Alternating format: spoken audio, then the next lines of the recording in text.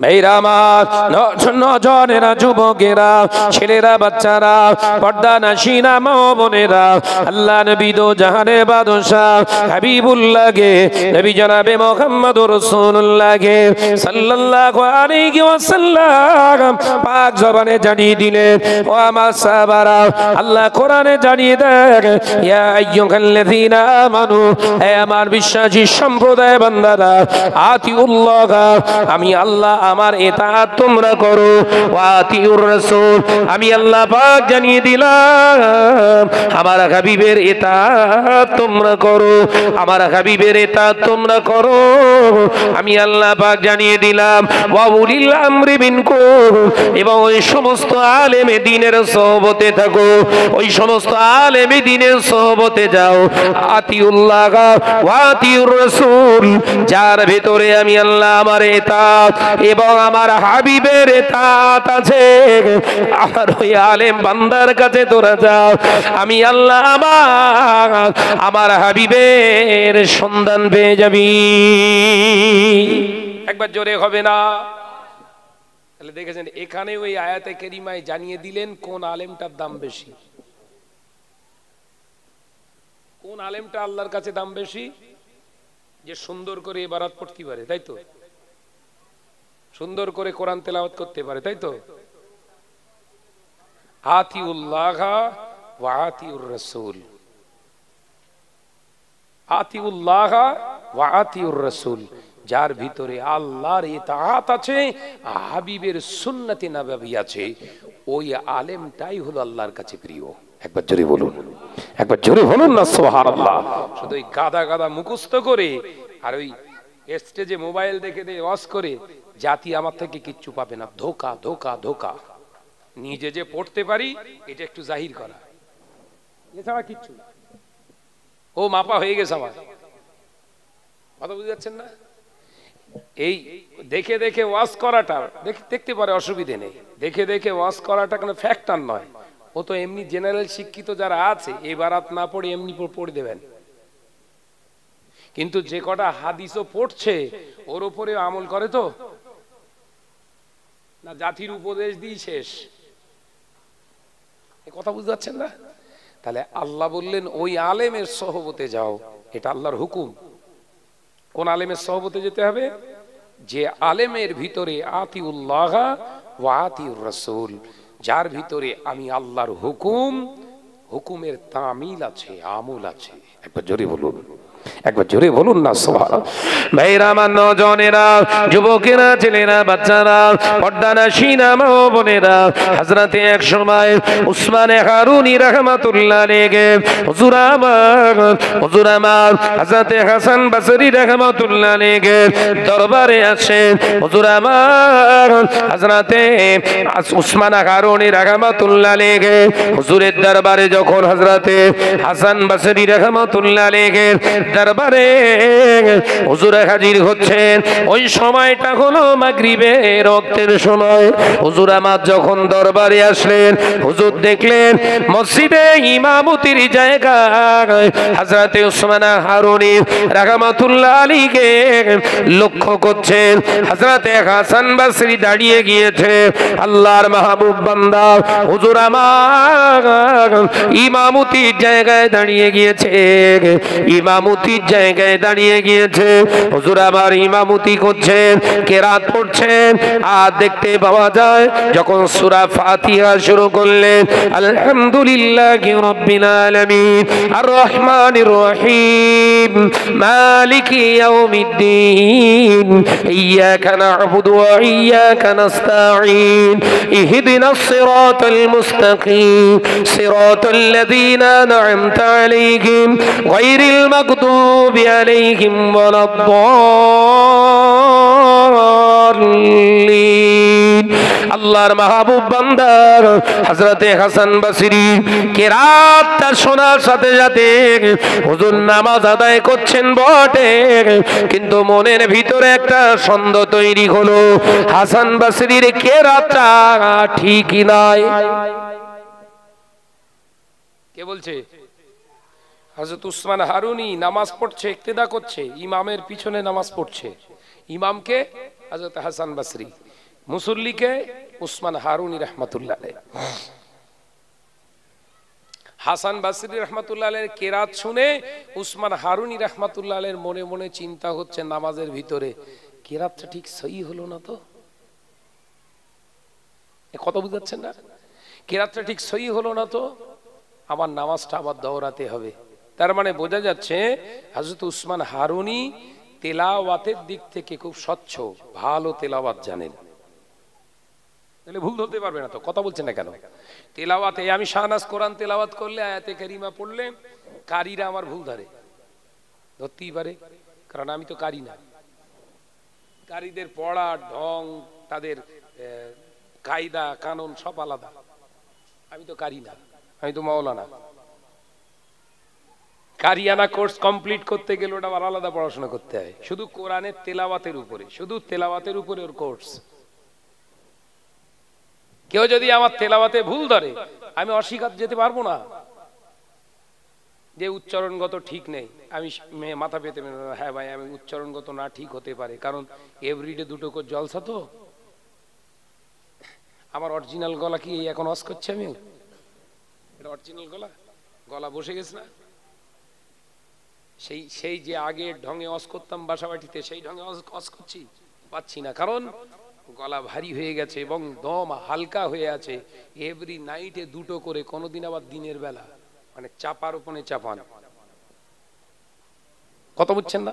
এত রটাচ্ছে, এত কিছু বলছে, পারে না, এ পারে না, সে পারে না। আচ্ছা দাওয়াত দেওয়া কম কত, দাওয়াত দেওয়া বন্ধ, অন্তত আমি একটু বাঁচি। এরা যত প্রচার করছে ভালোগুলো, কথা বুঝাচ্ছেন না, যেগুলো বড় বড় মহাদ্দেশ মহাপণ্ডিত এত প্রচার করছে, কিচ্ছু জানে না, কিচ্ছু নি, ভণ্ড এসে মানুষ আরো দাওয়াত করছে বেশি। কি জ্বালা বলেন দিন। আমার ঘুম হচ্ছে না জলসা করে, আর ওরা আমার টেনশন, ওদের ঘুম হচ্ছে না, কারণ বাড়ি সব শুয়ে রেস্ত, শুধু তোষকের এগোড় ওগোড় করতে, শুধু ঘুম আর আসে না, কারণ মোবাইল খুললেই শাহনাজ ওয়াজ করছে। কথা বুঝাচ্ছেন না? আমার ঘুম হচ্ছে না কিসে? জলসা করে স্টেজে আমার ঘুম নেই। ঠিক আছে, ঠিক আছে, যাও যাও আলম ভাই যাও। যে আর ওদের ঘুম হচ্ছে না কি কারণে? যে এত মানুষকে বলছি তাও শুনছে না, আবার দাওয়াত। রাত 3টের সময় কে ওয়াজ করছে? শাহনাজ। রাত 2টোর সময় উঠছে স্টেজে কে? শাহনাজ। কি জ্বালা বলনি। আমার ঘুম হচ্ছে না স্টেজ কভার করে, আর ওদের ঘুম হচ্ছে নাকি আমাকে নিয়ে টেনশনে। সমস্যা তো এইটাই। ও এত ভালো কোরআন তেলাওয়াত জানে, এত সুন্দর হক কথা বলে, ওকে আল্লাহ শুইয়ে রেখে দিয়েছে। এ সব তো খেলা আল্লাহর। এ মার কার? জোরে বলে। এ সিদ্ধান্ত কার? আল্লাহ। কিচ্ছু করার নেই খোকার বাপ। যারে আল্লাহ ইচ্ছা করবে শুইয়ে রাখবো, ও ঠেলা হেঁচড়া ছেড়াছেড়ি করলেও কাজ হবে না, তো শুইয়েই থাকতে হবে। সিদ্ধান্ত কার? মেয়েরামা, নজনেরা, যুবকেরা, ছেলেরা, বাচ্চারা, পর্দানাশীনা মা ও বোনেরা, হযরতে উসমান হারুনি রাহমাতুল্লাহ আলাইহি হুজুরাবাদ দেখতে পাওয়া যায়। হুজুরাবাদ দেখতে পাওয়া যায়। মাগরিবের নামাজ আদায় করলেন, পিছনে নামাজ আদায় করলেন। হযরতে হাসান বসরি পিছনে নামাজ সম্পূর্ণ করে মনটা নিয়তটা ঠিক না করার কারণে তিনি আবার নামাজটাকে দৌড়ে নেওয়ার চেষ্টা করলেন। অর্থাৎ তিনি ওই মাগরিবের নামাজটা দোয়া করে আলাদাভাবে পড়লেন, কারণ সন্দেহ তৈরি হয়েছে কেরাত ঠিক না, কেরাত যদি সহি শুদ্ধভাবে না হয় তার পিছনে আমি কারি, নামাজ সহি হবে না। সেই দিকে খেয়াল করে নামাজটা দৌড়ে নিলেন। ও নজনেরা, যুবকেরা, হুজুরের জীবনীতে পাওয়া যায় বাড়িতে গেলেন, কথাবার্তা সব কিছু আলোচনা করে হাসান বসরি দরবার থেকে যখন বিদায় হয়ে গেলেন, হুজুর আমার দেখতে পাওয়া যায় রাতে তাহাজ্জুদের নামাজ আদায় করে যখন এমনি করে নামাজের মুসাল্লায় বসে বসে নবীর উপরে দরুদ শরীফ পড়ছে, হযরত উসমান হারুনি রাহমাতুল্লাহ আলাইহি তন্দ্রাচ্ছন্ন ভাব এসে গেল। ওই তন্দ্রাচ্ছন্ন ভাব আসাতে রাসূলুল্লাহর দিদার নসিব হয়ে গেল। একবার জোরে বলবেন না? ঘুমিয়ে যাবা না।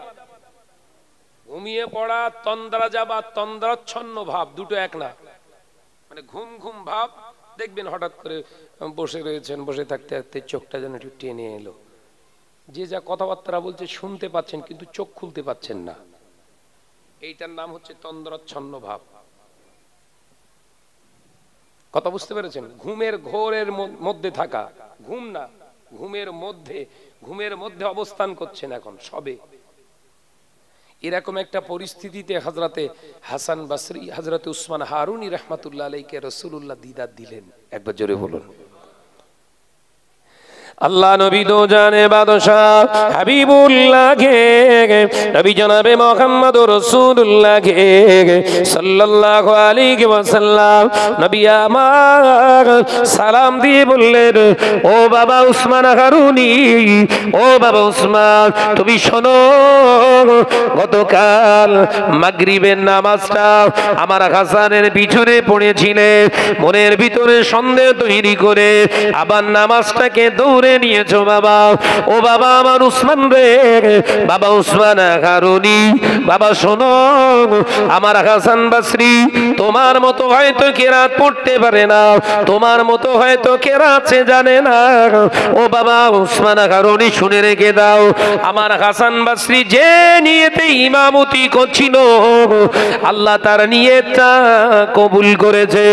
এবং শুনে রেখে দাও, যারা আমার হাসান বসরির পিছনে গতকাল মাগরিবের নামাজ আদায় করেছে, আল্লাহ সমস্ত মুসল্লিদের জীবনের গুনাহ মাফ করে দিয়েছে। হযরত উসমান হারুনি রাহমাতুল্লাহ আলাইহি হাউ হাউ করে কাঁদছে, আমি কি সর্বনাশ করলো। যদি জমাতে নামাজ আদায় করে নিয়তটা ঠিক রেখে মুফতিগিরি কারিগিরি যদি না করতাম, তাহলে আমার এই রসাতলে আর যেতে হতো না। এই বড় নিয়ামত থেকে তো আমি বঞ্চিত। জীবনের গোনা মাফ হয়ে যাওয়া মানে বুঝতে পারছেন না? তাই মোস্তানি সব জায়গায় না করা ভালো। এ কথা ঠিক না ভুল জোরে বলেন? বিদ্যার বড়ায় সব জায়গায় না দেখানোই বেটার। বিদ্যান হয়েছ বিরাট বিদ্যান, ওই বিদ্যানের উপরে যদি আপনি না টিকে থাকতে পারেন, ও বিদ্যানের কোনো দাম নেই। কি উদাহরণ দিলাম? কোরআন হাদিসের জ্ঞান, কোরআন হাদিসের অত সুন্দর তেলাওয়াত, কোরআনের আয়াতে কারিমা এবং এবারাত সহ কি সুন্দর মানুষকে উদ্বুদ্ধ করে জাতিকে শিক্ষা দিচ্ছে যে আলেমটাই, ওই আলেমটাই স্টেজে নবীদের বংশের চাদর ধরে টানা শুরু করেছে। নবীর বংশ ধরে টানা শুরু করেছে। নবীরাই হলো ভিখারির চাঁদ। জোরে বলবেন নাউজুবিল্লাহ। আল্লামা হুজুর ফতোয়া দিলেন এর মৌলী সাহেবে, এ মৌলী সাহেব এখন মৌলী সাহেব নেই, হচ্ছে কাফের। এখন ওর পক্ষ নিয়ে আমি যে শাহনাজ কথা বলবো, আমিও কাফের। কথা বুঝাচ্ছেন না? আমি শাহনাজ এখানে ওয়াজ করছি, 2 ঘন্টা কথা বলবো, কথার ভিতরে তেলাওয়াতের ভিতরে ভুল হতেই পারে, আমি মানুষ। এই কথা ঠিক না বলছি রে? এটা তো হওয়া তো স্বাভাবিক। কিন্তু এই ভুলটা যখন আমার সামনে ফুটে উঠবে, কেউ আমাকে ধরিয়ে দেবে, আমার উচিত এইরকম জনসমক্ষে, আজকে অনলাইনের ব্যবস্থা আছে, সঙ্গে সঙ্গে সামনে এসে স্যালেন্ডার হওয়া, ভাই আমার ভুল হয়ে গেছে, এই উক্তিটা আমার অনিচ্ছাকৃতভাবে আমার জবান থেকে বেরিয়ে গেছে, আমি আল্লাহর কাছে তওবা চাচ্ছি, ক্ষমা চাচ্ছি। কথা ঠিক না ভুল জোরে বলেন? এটাই তো প্রকৃত আলেমের, প্রকৃত দায়ীর একজন কাজ। এই কথা ঠিক না ভুল জোরে বলেন? কিন্তু চুপ করে ঘাপটি মেরে চুপ করে বসে থাকা, তার মানে কি? অনিচ্ছাকৃত ভাবে বলিনি, এটা বলিছি ইচ্ছাকৃতই, সাব্যস্ত হলো, তাই তো নাকি? ভাইরা আমার, নজনেরা, যুবকেরা, ছেলেরা, বাচ্চারা, পর্দানাশীনা মা ও বোনেরা, আল্লাহ নবী দো জাহানের বাদশাহ হাবিবুল্লাহকে, নবী জনাবে মুহাম্মদুর রাসূলুল্লাহকে সাল্লাল্লাহু আলাইহি ওয়াসাল্লাম নবী আমার পাক জবানে জানালে, ও আমার সাহাবীরা, আমি নবী জানিয়ে দিয়ে গেলাম, মুনাফিকের প্রথম ক্যারেক্টার হলো, ওর প্রথম চরিত্র হলো ইজা হাদাসা কাযিবা, ও জবান দিয়ে কথা বলতে গেলেই মিথ্যা কথা বলবে। দ্বিতীয় নম্বর হলো আমি নবী জানিয়ে দিলাম মুনাফিক যারা হয় দ্বিতীয় নম্বর শর্ত হলো, দ্বিতীয় নম্বর ওর এমনি করে আলামত হলো, ওর বৈশিষ্ট্য হলো ও ওয়াদা যেটা করবে ওয়াদা কোনোদিন পূর্ণ করবে না, ওয়াদা করে ওয়াদা খেলাপকারী, এরাও হলো মুনাফিক। আমি নবী জানিয়ে দিলাম যে ব্যক্তিটা নামাজ পড়লো, রোজা করলো, হজ করলো, যাকাত দিল, বিরাট বড় হাজি হলো, বিরাট জমিনের উপরে অনেক সোশ্যাল কাজ করলো, অথচ ওয়াদা করে ওয়াদা অনুযায়ী কাজ করলো না, ও যত বড় মুসল্লি সাজুক না কেন নবীর হাদিসকে খেয়াল করলে পাবো ও কিন্তু মুনাফিকেরই অন্তর্ভুক্ত। বিরাট দান ধ্যান সবকিছু আছে, দাড়ি হাড়ি গাড়ি সব ভর্তি, কিন্তু ওয়াদা করে ওয়াদাটা খেলাপ করে। এই কথা বুঝতে পারছেন না? বিশ্বনবী বললেন কি হবে ওর ঠিকানা হলো জাহান্নামের তলদেশে সব থেকে নিম্নতম জঘন্যতম জায়গায় অবস্থান করবে ওই মুনাফিক। কটা হলো ভাই? দুটো। একটি হাদিসে আছে তিনটে, সালাসা, আর একটা আছে আরবা, চারটে। মুনাফিকের আলামত হাদিসে এসছে তিনটি, কোন হাদিসে এসছে চারটি। দুটো হাদিসের মান হলো সহি। মেয়েরা মা, নজনেরা, যুবকেরা, ছেলেরা, বাচ্চারা, পর্দানাসীনা মা ও বোনেরা, আল্লাহ নবী দো জাহানের বাদশাহ হাবিবুল্লাহ নবী জনাবে মুহাম্মদুর রাসূলুল্লাহ সাল্লাল্লাহু আলাইহি ওয়াসাল্লাম নবী আমার পাক জবানে জানিয়ে দিয়ে গেলে যে তৃতীয় নাম্বার হলো মুনাফিকের, তিন নম্বর আলামত হলো মুনাফিক যারা হয়, কপটতা ব্যক্তি যারা হয়, প্রকৃত মুনাফিক যারা হয় ওরা আমানতের খেয়ানত করে। আমানতের খেয়ানতকারী হলো একজন মুনাফিক। ও নজরেরা, যুবকেরা, আমানতের খেয়ানতটা কি? আমি শাহনাজ আমাকে বিশ্বাস করে এই বাসাবাটি মানুষেরা আমাকে দুটো কথা বললো, এই বাসাবাড়ির মুসলমানেরা আমাকে দুটো বিশ্বাস করে কথা বললো, ওই বিশ্বাসের খেয়ানত করলাম কিভাবে? না এদের অনুমতি না নিয়ে এই কথাটা শানপুকুর বাজারে যে আবার বলে দিলাম, যে কথার দ্বারা আমানতের খেয়ানত হয়েছে, এটাও হলো মুনাফিকের নমুনা। আলোচনা বোঝা যাচ্ছে? তার মানে বিশ্বাস করে এক চাষি আর এক চাষির সঙ্গে, এক ভাবি আর এক ভাবির সঙ্গে, এক ভাই আর এক ভাইয়ের সঙ্গে কথা বলেছে দুটো, যে ভাই কি বউ এই ব্যাপার জানিস? ও দিব্য এই কথাটা নিয়ে যে বলেছে এর অনুমতি ছাড়া আরো দুজনকে গিয়ে লাগিয়ে দিয়েছে। এরকম হয় না? হয় না? বিশ্বনবী বললেন কি? হচ্ছে মুনাফিক। এই তিনটি আলামত যার ভিতরে থাকবে সে হচ্ছে পাকা মুনাফিক। এই তিনটের একটা থাকলে সেও মুনাফিক। ওই কোয়ালিটি প্রথম বোঝালাম, বুঝতে পারেননি? কোরআন তেলাওয়াত করবেন, সওয়াব পাবেন, কিন্তু সওয়াব নিয়ে জান্নাতে যাওয়া যাবে না। সওয়াব নিয়ে জান্নাতে যাওয়া যাবে না, কারণ পেছনে যদি ঘোক থাকে। বুঝতে পারেননি? আচ্ছা, দ্বিতীয় বললাম কি? দুটো আয়াত পড়েছেন, মানে করে শুয়ে পড়েছেন, সারা রাতের ইবাদতে সওয়াব পেল, ওই সওয়াব নিয়েও যাওয়া যাবে না। পেছনে যদি ব্লেম, অভিযোগকারী থাকে। এটাই বুঝাচ্ছিলাম তো। তৃতীয় নম্বরে কি বললাম? 2 লাইন পড়েছেন, ওই 2 লাইনের উপরে ইস্তেকামাত দিলেন, দৃঢ়তার সঙ্গে জীবন যাপন করলেন, আমল করলেন, এর আর হিসাব নেই, বিনা হিসাবে জান্নাত। একবার জোরে বলুন, একবার জোরে হবে না? তাহলে কোন কোয়ালিটিটা ভালো? থার্ড কোয়ালিটি, তাই তো? এই থার্ড কোয়ালিটি শরীয়তের ভাষায় হচ্ছে ফার্স্ট কোয়ালিটি। তাহলে এখানেও ওই রকম একটা মুনাফিকের আলামত আছে, মিথ্যে কথা বলেন, আপনি জাহান্নামে যাবেন, তবে মেয়াদ হয়তো কম। দুটো আলামত আছে, মেয়াদটা তার থেকে হয়তো একটু বেশি, তিনটি আলামত আছে বিশ্বনবীর হাদিস অনুযায়ী। আপনি একদম তলদেশে সব থেকে আযাবের কঠিন জায়গায় পৌঁছে গেলেন। অপর হাদিসে এসছে আর একটা মুনাফিকের আলামত হলো সে যখন কথা বলবে মুখ খারাপ করবে। মুখ খারাপ করা বোঝেন তো? দুই একজন মৌলী সাহেব দেখেন স্টেজে তালবো শায়াকাল্লা একার থেকে শুরু করে সমন্দি থেকে শুরু করে গোষ্ঠী উদ্ধার করে দিচ্ছে। এর আবার বাঁচানোর জন্য আবার কিছু চেলা মিডিয়ায় এসে বলছে না এই ভাষার এই মানে, তার মানে আমার হুজুর খারাপ কিছু বলিনি। কথা ঠিক না বুঝলে? হ্যাঁ, একজন আলেম তার ভাষা হবে কত মাধুর্য, কত কদর্য। একটা মাওলানা ওয়াজ করবে স্টেজে ওয়াইজিন, তার ভিতরে থাকবে কত নমনীয়তা। কিন্তু উঠে হিট করছে, খিস্তি মারছে, মেয়ে লোক পর্যন্ত নাজেহাল। বাপ ছেলে এক জায়গায় ওয়াজ শুনবে, রাস্তা নেই। তাহলে রাসূলুল্লাহর হাদিস অনুযায়ী এ কিন্তু মুনাফিক। কথা বুঝতে পারছেন না? মুনাফিকের দ্বারা সমাজ হেদায়েত হয়। সেই শুরুতেই বলেছিলাম, মনে আছে তো? কি বলেছিলাম? যে এত সমাজে আলেম ওয়াইজিন ওয়াজ করছে, তারপরেও রেজাল্ট জিরো। তারপরে রেজাল্ট কি? জিরো তো নাকি?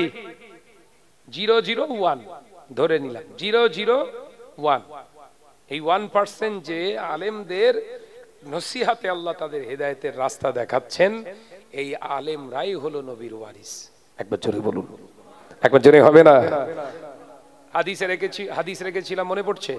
আল উলামা ওয়ারাসাতুল আম্বিয়া, নবীর ওয়ারিস হলো ওই আলেম, এই 1%। ভাইরা, নজনেরা, যুবকেরা, ছেলেরা, বাচ্চারা, পর্দানশীনা মা বোনেরা, আলোচনা বোঝুন।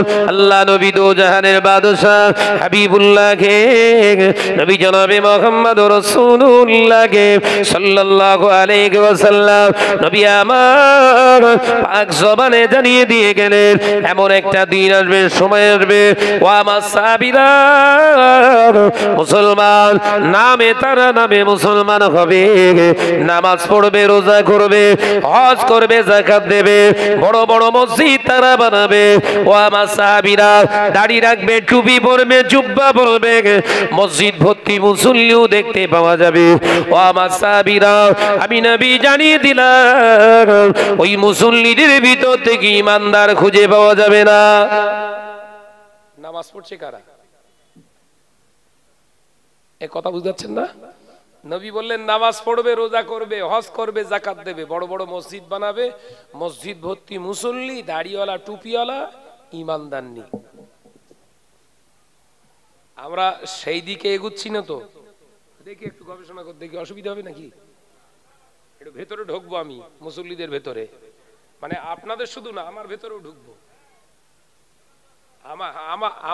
আমার বাদ দিয়ে আলোচনা করা মানে আমার জন্য শরীয়ত অনুমতি দেয় না। আমার ভিতরেও ঢুকতে হবে, মানে আপনারাও মুসলমান দাবি করেন, আমিও মুসলমান দাবি করি, তাহলে ওয়াজটা হবে সবার জন্য সমান। যে মেয়েরা, মা, নজনেরা, যুবকেরা, ছেলেরা, বাচ্চারা, পর্দানশীনা মা ও বোনেরা, অনেক মাওলানা, আলেম, ওলামা, ওয়াইজিনেরা ওয়াজ করছে, এক হাদিস, এক কথা, একই ওয়াজ বারবার করে, অন্য কোনো আওয়াজ নাই। ও বাবাজি, যে সমাজের বুকে শুধু ঘুষ, জেনা, ব্যভিচার, গান বাজনা, অশ্লীলতারও গুঁড়োগুড়ি চলছে, তুই অন্য ওয়াজ কেন করবি আগে বল? কথা ঠিক না বুঝতে পারে? ওকে যদি ঘরে ঘুরিয়ে প্রশ্ন করি, অন্য যাবে কেন? হারাম কাজ চলছে, এই ওয়াজ বছর বছর চলবে যতদিন না সমাজ আপনার পরিবর্তন না হবে। সমাজের মানুষ যতদিন না নিজেদের জ্ঞান ফিরে পায়, এই একই ওয়াজ তুই কর। নবী ঘুরিয়ে ঘুরিয়ে ওয়াজ করতেন নাকি? কথা বলছেন না কেন? নবী ঘুরিয়ে ঘুরিয়ে ওয়াজ করতেন। তুমি ঘুরিয়ে ঘুরিয়ে ওয়াজ করছো কেন আমরা জানি না। তুমি ঘুরিয়ে ঘুরিয়ে নিত্য নতুন ওয়াজ করছো, দাওয়াত পাবার লোভে না তো? কথা বলছেন না? যদি এটাই হয়ে থাকে, তাহলে তোমার ওই নিত্য নতুন ওয়াজ বন্ধ রেখে দাও। এক ওয়াজ হোক, মানুষ বুঝুক, বিবেকের দরওয়াজা থেকে নিজের আবদ্ধ দরওয়াজাটা একটু খোলার চেষ্টা করুক, নাজাত পেয়ে যাবে। একবার জোরে বলুন না সুবহানাল্লাহ। মেহরাবাদ নজনেরা, যুবকেরা, ছেলেরা, বাচ্চারা, পর্দারা, সিনা মা বোনেরা, নবী সাহাবীরা প্রশ্ন করেছিলেন, ইয়া রাসূলুল্লাহ, হাবিবাল্লাহ, হুজুর দয়া করে একবার বলুন, নামাজ পড়বে, রোজা করবে, হজ করবে, যাকাত দেবে, ও আমার সাহাবীরা, ও আমার সাহাবীরা, ঈমান থাকবে না, তার কারণটা কি? আল্লাহ নবী ব্যাখ্যা করে জানিয়ে দিলেন দুটি কারণ। এক নাম্বার কারণ হলো আমার উম্মত নামাজ পড়বে, রোজা করবে, হজ করবে, যাকাত দেবে, মসজিদ বানাবে, আরো অনেক বড় বড় সোশ্যাল কাজ করবে, কিন্তু আদতে তারা সুদখোর, অর্থাৎ সুদের দ্বারস্থ তারা হয়ে যাবে। সুদের মাল লেনদেন তাদের কারবার থাকবে, সুদ ছাড়া চলতে চাইবে না। ও নজনেরা, সুদের ভয়াবহতা কিতাবের ভিতরে বর্ণিত হয়েছে। সুদ, কোন ব্যক্তি, কোন মুসলমান যদি সুদের মাল খায়, সুদের পয়সা খায়, সুদের খাবার যদি ভক্ষণ করে, প্রথম নম্বর তার ঈমানের উপরে ধাক্কা এসে যায়। সেই ধাক্কাটা কি? প্রথম যেটা মুসলমানের ভিতর থেকে পালিয়ে যাবে সেটা হলো আল্লাহর ভয়। একজন সুদখোরের ভিতরে আল্লাহর ভয় চিরতরে উঠে যায়। ওই সুদখোরটার ভিতর থেকে যখন আল্লাহর ভয় উঠে যাবে, ওই মুসলমানটা দুনিয়ার জমিনের মানুষকে বেশি বেশি ভয় পাবে, মরে যাবার ভয় ওর ভিতরে ঢুকে যাবে, অথচ আল্লাহর ভয় ওর ভিতরে থাকবে না। সুদের মাল খেলে যেটা প্রথম আমাদের ভিতর থেকে শেষ হবে সেটা হচ্ছে খাউফিল্লাহ, আল্লাহর ভয়। কি বললাম? কি শেষ হবে বললাম?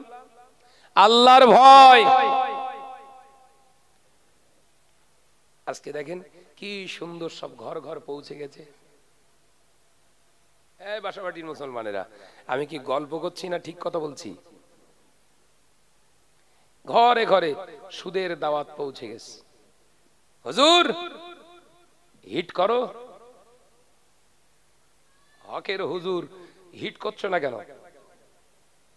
সুদের ব্যাখ্যা দাও, সুদের ক্ষতি ভয়াবহতা দাও, ব্যাখ্যা দাও। এ দিচ্ছ না কেন? জায়গায় শর্ট পড়ে যাবে, তাই কথা বলছেন না কেন? দাদা হুজুর আল্লামা হুজুর রহমাতুল্লাহ আলাইহি সুদখোরের বিরুদ্ধে আমরণ আন্দোলন করে গেলেন, আমরণ প্রতিবাদ করে গেলেন। এমন কি বললেন, সুদখোরের সঙ্গে আত্মীয়তাও করো না। আছে না নাই? বলছেন না কেন? হকের বুলি আওড়াও, ফতোয়া দাও। বাবা, যারা তোরা যারা সুদ টুদ খাচ্ছিস, আমার খবরদার, আমার ভক্ত হতে যাবি না, দাবি করবি না যে আমি শাহনাজ ভাইকে ভালোবাসি। আমি যেমন বলে দেই, আমার ক্ষুদ্র জ্ঞানে আমি যেটা বলি, কেউ যদি আমার বলে ভাইজান আমি আপনাকে খুব মহব্বত করি, প্রথম তার খোঁজ নেই, নামাজ পড়িস, জিজ্ঞাসা করবেন। প্রথমেই তাকে বলে দিই, এই নামাজ কালাম করিস? যদি বলে না ভাইজান নামাজ কালাম করে, তাই ফোন করবি। কথা বুঝতে পারছেন না? এবার ওই ছেলেটার নতুন কোন উপদেশ আর আমার দেয়া লাগছে না। ও যখন নামাজটা ধরবে, ও এবার কিন্তু আমার ওয়াজ ফলো করবে। কথা ঠিক না বুঝছেন? ইন্টারনেটের জমানায় আল্লাহ আমাদেরকে, এই টেকনোলজির জমানায় আল্লাহ যখন আমাদেরকে পাঠিয়েছে, আলেম সমাজের তো মুখ্যম সুযোগ রয়েছে সাধারণ মানুষগুলোকে দিনের রাস্তায় আনা। এই কথা ঠিক না বুঝছো রে? বলে অনলাইনে ক্লাস করতে পারো, অনলাইনে কারিয়ানার ক্লাসে কোরআন তেলাওয়াত শিখতে পারো, হাদিসের ক্লাস করতে পারো, অনলাইনে এত কিছু করতে পারো। অনলাইনে ভক্তগুলোকে সোজা করতে পারো না? কথা বুঝতে পারছেন না? ভক্তগুলোকে সোজা করো অনলাইনে। ভক্তরা যে সোজা করতে যে আমি নিজে সোজা হয়ে যাবান কেন বলেন দিন? আমার আবার ইসালে স্বভাব রয়েছে না? আর এদের যদি বলি খবরদার তোরা আমার একদম ধারে কাছে ঘেসবি নি, আমার বাপের ইসালে স্বভাবে কেউ আর আসবে না। এই কথা বলছে না কেন? আমার বাপের ইসালে স্বভাব। আমি যদি পৌষ মাসের শুরুতেই ওয়াজ করতাম, পৌষ মাসের শুরুতেই যদি ওয়াজ করতাম, যে যারা সুদ খাচ্ছিস বাবা আমার কাছে ফোন টোন করবি না, আমার কাছে আসার দরকার নেই। আল্লামা হুজুরের কিতাবের আমল হবে তো, কথা বলছেন না কেন? জলসায় প্যান্ডেল ভর্তি যে লোক হয়েছিল, আগে থাকতে নসিহত হলে হয়ে গে হুজুর একা ওয়াজ করবে, একা শুনবে। তাহলে এই আলেম সমাজের দ্বারা, বক্তা সমাজের দ্বারা অন্যায় কিন্তু প্রতিষ্ঠিত হচ্ছে, সেগুলো কিন্তু খেয়াল রাখতে হবে। অন্যায় প্রতিষ্ঠিত হচ্ছে, যেমন তার ফার্স্ট নমুনা একটা বললাম,